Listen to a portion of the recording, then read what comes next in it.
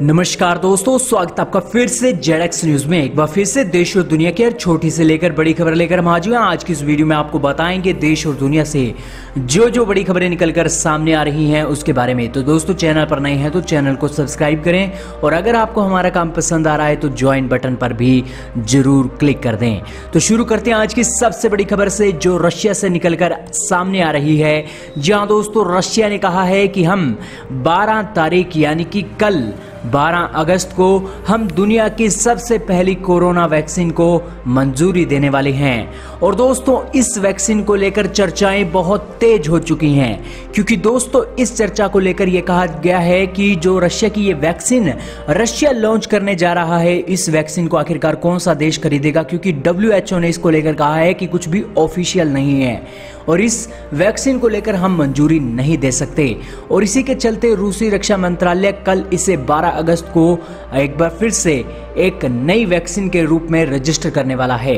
दोस्तों, इस वैक्सीन को रजिस्टर किया जाएगा तो आखिरकार दुनिया के देशों का क्या रिएक्शन आया है इसके बारे में जान लेते हैं। फिलहाल दुनिया भर में 2 करोड़ से ज्यादा लोग इस वायरस की चपेट में आ चुके हैं। 7 लाख लोगों ने जान भी गंवा दी है।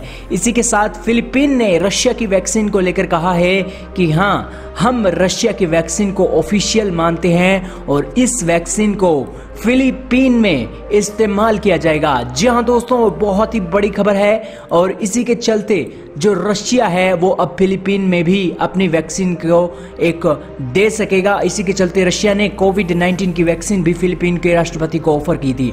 दोस्तों, ये जो तस्वीर देख रहे हैं ये फिलीपीन के राष्ट्रपति की है और इन्होंने आज कहा है कि मैं फिलीपींस का सबसे पहला इंसान होऊंगा जो इस वैक्सीन को अपने ऊपर टेस्ट करूंगा। जी हाँ दोस्तों, जैसा कि आप देख रहे हैं कि I will have myself injected in public when the vaccine arrives.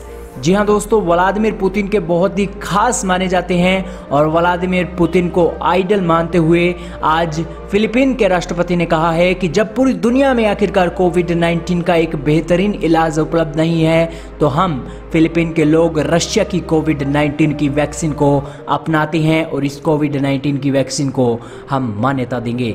चलते हैं अगली बड़ी खबर पर। यह खबर जो रशिया भारत चीन से। जी हाँ दोस्तों, रशिया में host India China defence ministry meeting in September. जी हाँ दोस्तों, RIC की मीटिंग जो कि कैंसिल हो गई थी पिछले ही महीने जून महीने में, तो उसी के चलते जो अब मीटिंग है वो अब एक बार फिर से सितंबर महीने में होने जा रही है। लेकिन दोस्तों, इसी के साथ डिफेंस मिनिस्टर की ये मीटिंग होगी। देखना होगा कि क्या भारत इसमें शामिल भी होता है या नहीं। हालांकि जो 24 जून को ट्रिप हुई थी भारत के रक्षा मंत्रालय की तरफ से, तो उस समय भारत के रक्षा मंत्री चीन के रक्षा मंत्री से नहीं मिले थे। और RIC की मीटिंग के बाद संघाई कोऑपरेशन ऑर्गेनाइजेशन में भी ये देखना होगा और इसी के साथ ब्रिक्स में भी देखना होगा कि क्या भारत अब चीन के साथ चलने को तैयार भी है या नहीं, क्योंकि ये SCO और ब्रिक्स चीन के ही ग्रुप हैं।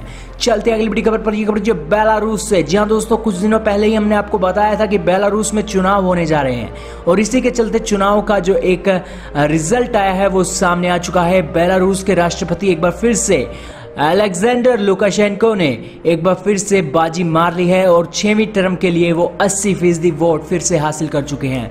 लेकिन दोस्तों, आखिरकार ये वोट कैसे हासिल हुए हैं इसकी खुलासा भी आज हम करने वाले हैं।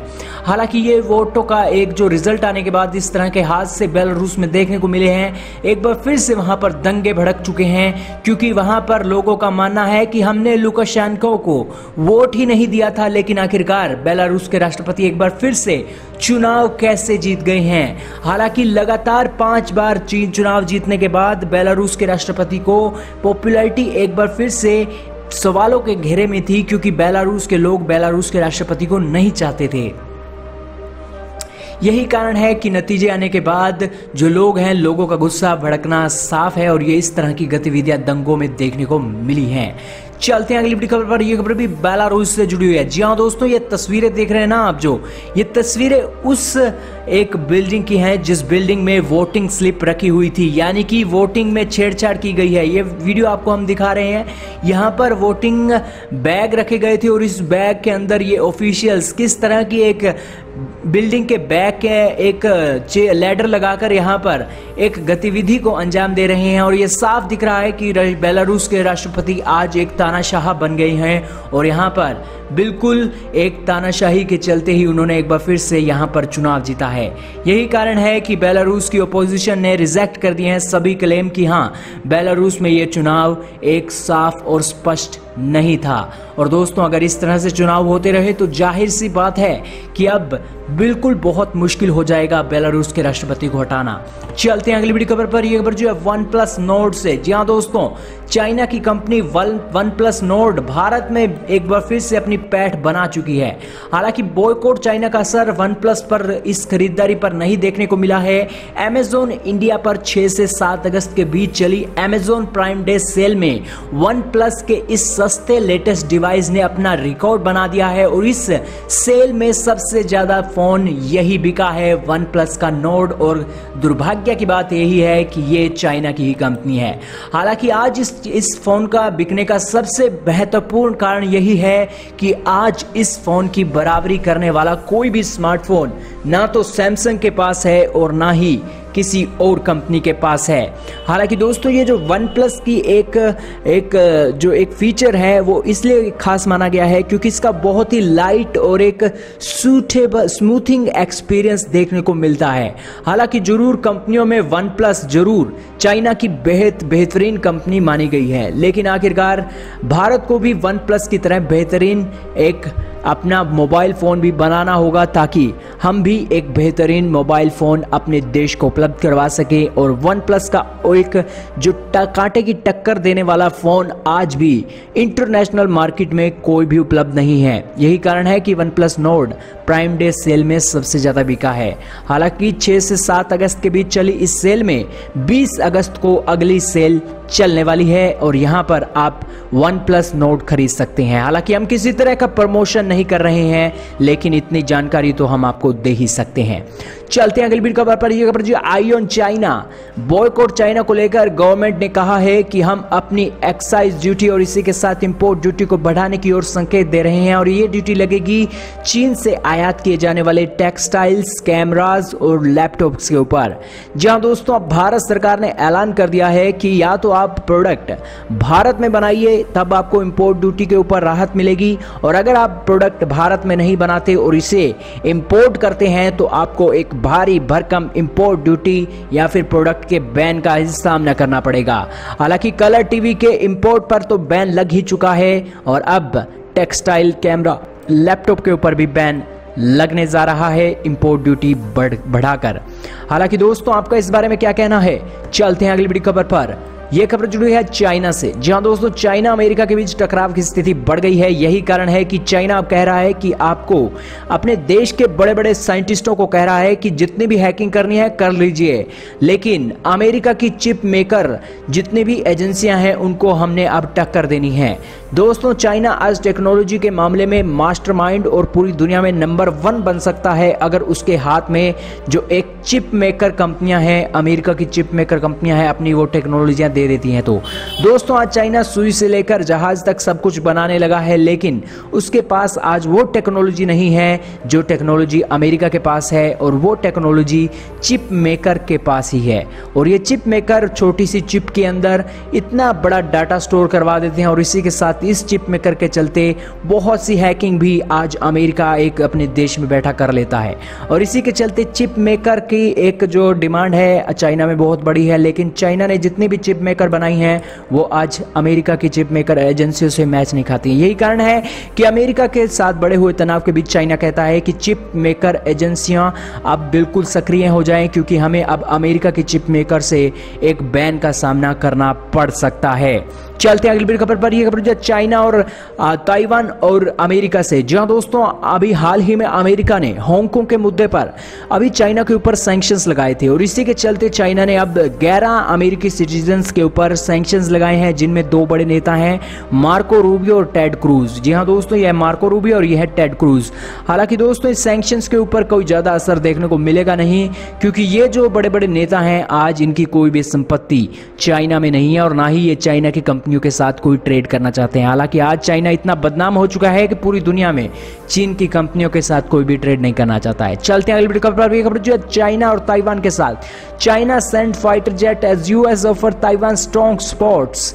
जी हाँ दोस्तों, एक बार फिर से ताइवान के अंदर, सीमा के अंदर लगभग जो चाइनीज फाइटर जेट है वो घुसने की कोशिश कर रहे थे, लेकिन दोस्तों 1 घंटा पहले ही 9 बजे के करीब चाइना के J-11 और J-10 फाइटर जेट ताइवान की साइड में बिल्कुल नैरो स्ट्रेट के आसपास देखे गए थे। हालांकि इस कारगुजारी के बाद जो ताइवान ने अमेरिका को साफ साफ कहा कि आपकी सपोर्ट हमें चाहिए, और अमेरिका ने भी कहा है कि इस तरह की सपोर्ट को खारिज करने के लिए हम आपके लिए पूरी तरह से सपोर्ट करने के लिए तैयार हैं। चाइना की हर ताकत को हम अच्छे से निपट सकते हैं। और ये बहुत ही अच्छी विजिट थी चाइना और अमेरिका के ऑफिशियल्स के बीच में। आपका इस बारे में क्या कहना है कॉमेंट सेक्शन में राय लिखिएगा। चलते हैं अगली खबर पर। यह खबर पाकिस्तान से। जहाँ दोस्तों पाकिस्तान की आर्मी की कुटाई अब पाकिस्तान के लोग नहीं कर रहे हैं, बल्कि चीन के लेबर कर रही है। चीन की लेबर पाकिस्तान आर्मी के सोल्जरों को दौड़ा कर पीट रही है और यहां तक कि उनके सिर भी फोड़ रही है।